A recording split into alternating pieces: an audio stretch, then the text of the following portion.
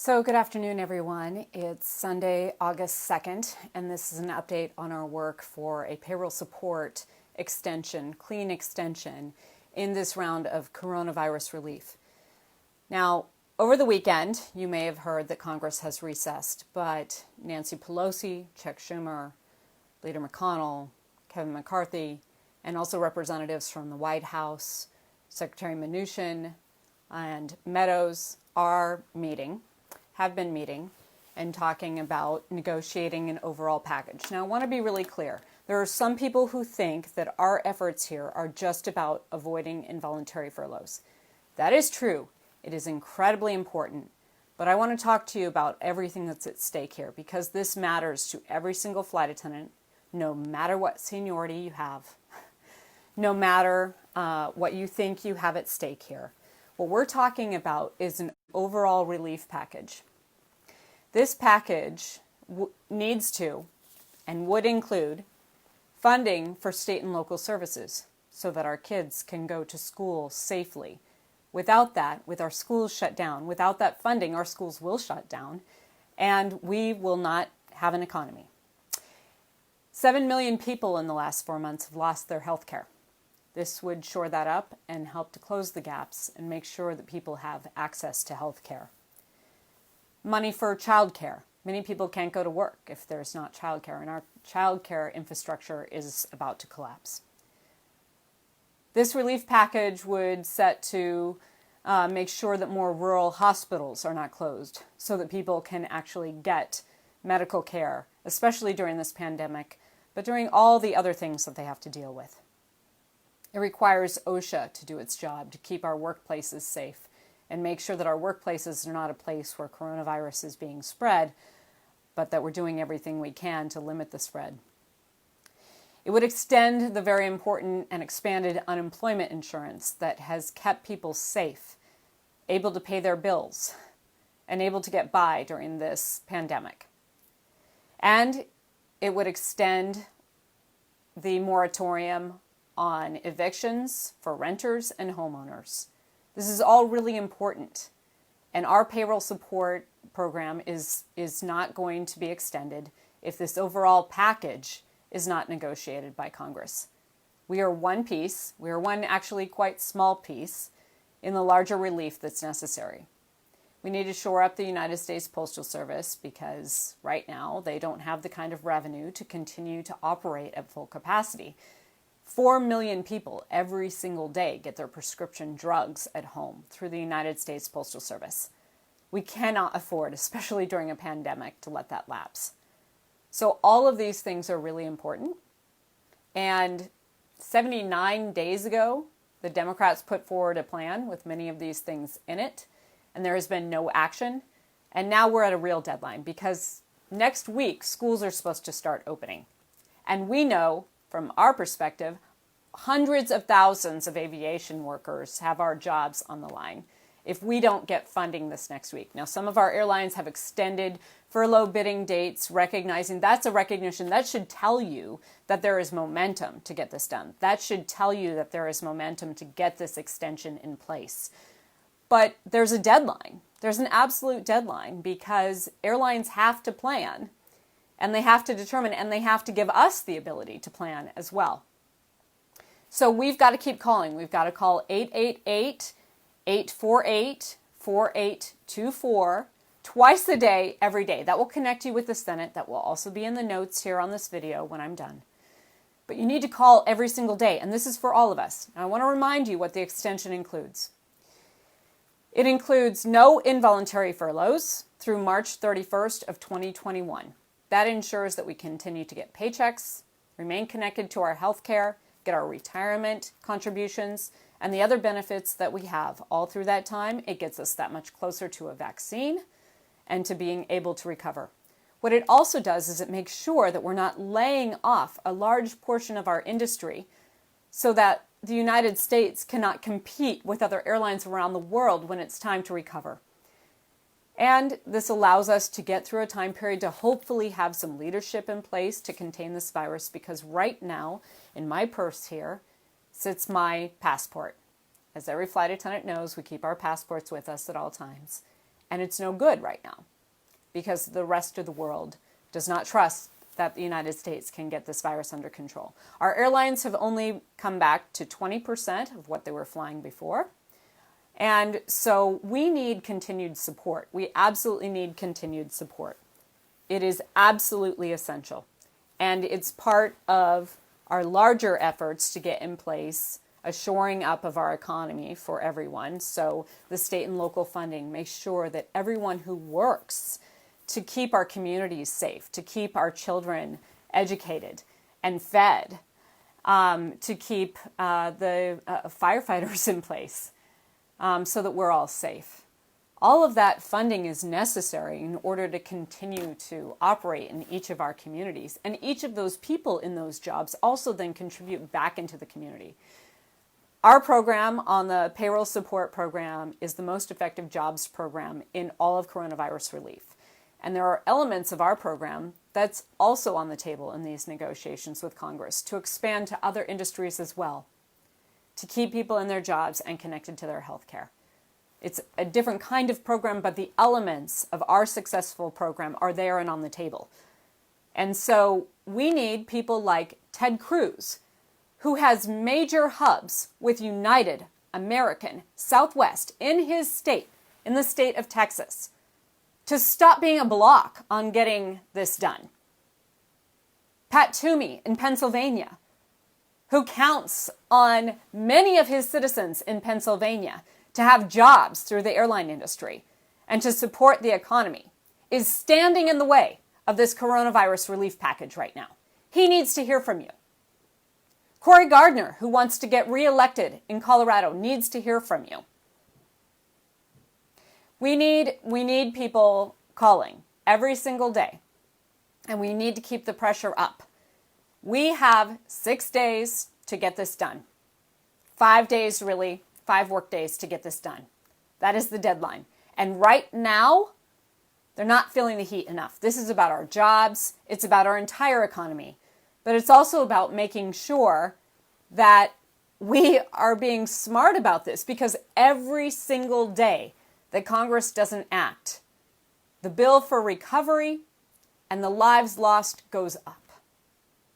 That's truly what's at stake here. And so we need this larger package so that we can actually get our payroll support extension through as well. And we need to tell people that they need to act. It is not acceptable to just allow hundreds of thousands of people in the aviation industry to lose our jobs. That's what they will do by not acting. It is not acceptable to allow millions of people to be evicted from their homes if they don't act. That is what they are doing right now. It is not acceptable for tens of millions of people to not be able to pay their bills, to not be able to feed their children if they do not act. That is what is at stake here. It is not acceptable for our rural hospitals to close, and so people will have to drive for hours to get medical attention. That is not acceptable. In our payroll support program with the aviation industry, we continue our paychecks, but we also, October 1st, were able to lock in until then continued service to all of our communities. So what's also at stake here if Congress doesn't act is in many of these places, they're in jeopardy of losing service. Montgomery, Alabama, Eureka, California, Redding, California, Dubuque, Iowa, Baton Rouge, Kalamazoo, Saginaw, Lubbock, Texas, Corpus Christi, Waco, Amarillo, Hobbs, New Mexico, Ithaca, New York. I'm just naming a few. But the payroll support program also coupled with it a requirement of the airlines to continue to fly to these cities. So our communities will be cut off as well, or in jeopardy of being cut off as well. And that will start to erode the network of our airlines even further. Right now, we cannot fly most places around the world, but this will start to erode our domestic structure and will further hurt our jobs, will make it difficult for flight attendants to commute to work, and our communities will not get the goods and services that they need. All of this is on the line. Our jobs, our service to our communities, And when we do this, we can also extend the things that people want to make sure are in place so that we're holding our corporations accountable. The ban on stock buybacks, the ban on dividends will extend. And the other thing that is in this language is no diminishment of pay rates. Now, we're saying no concessions. We're going to continue to say that, and we're going to keep battling for that. But we need a good foundation in order to support ourselves. So all of this is at stake. And right now, what's standing in the way of getting this done are about 20 Republican senators who are refusing to agree to any continued coronavirus relief at all. And so they have got to hear from us.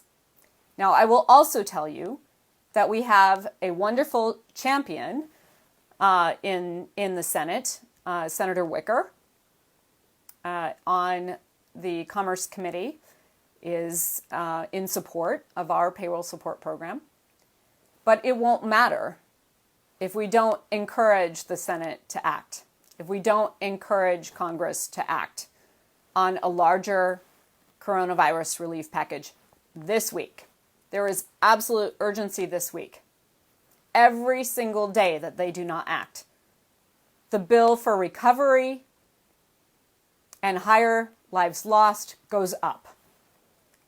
So I am feeling very optimistic because of the action that the House took this past week. 29 Republicans joined almost 200 Democrats in signing a letter, a majority support for a clean extension of our payroll support program that not only supports our jobs and ensures no involuntary furloughs through March 31st, 2021, no diminishment of our pay rates through that time as well, continued service to our communities during that time, and our ability to continue to spend back into the economy. Now, I want to share with you a story that I received today, or that was posted today on Facebook, and I got permission to share it. But this is a flight attendant. Her name is Carla Stockwell, and she wrote, "I am writing to urge everyone to call Congress for unemployment benefits and additional airline help. This is my personal story. I have been with United for 22 years, a flight attendant for 24 years. Last summer, my husband fell ill and was diagnosed with critical heart failure. He had surgery for a mechanical heart, LVAD, and has been on the heart transplant list since last October. I am his primary caregiver. I am attempting to go back to work, or I was, to support us in March. Then COVID hit. I was unable to for fear of infecting him. I took the furlough through October, hoping that we would be blessed with a heart. Unemployment has saved us. I can't risk getting him sick. We rely on these benefits. If I could go back to work, I would. After he gets a heart, he will be even more vulnerable to infections. We can't travel. We don't leave the house. I am at risk of being involuntarily furloughed. If we lose our medical insurance, that screws us with his heart transplant. We wouldn't be able to afford COBRA, but we would be forced to pay for it. We are in a very precarious position. I am asking you once again to call. Plead for our jobs. Everyone has a story. This is ours. Going back to work would jeopardize the health of my husband. So, I want us all to make sure that Carla knows that we are with her, 100%. But I also want you to know that her story is not the only story out there. We all have a story. And we all care for our loved ones and would do anything for them. And now is the time to do just that. Share this with your friends and family. Tell them how urgent it is and that lives are on the line. We need to act together.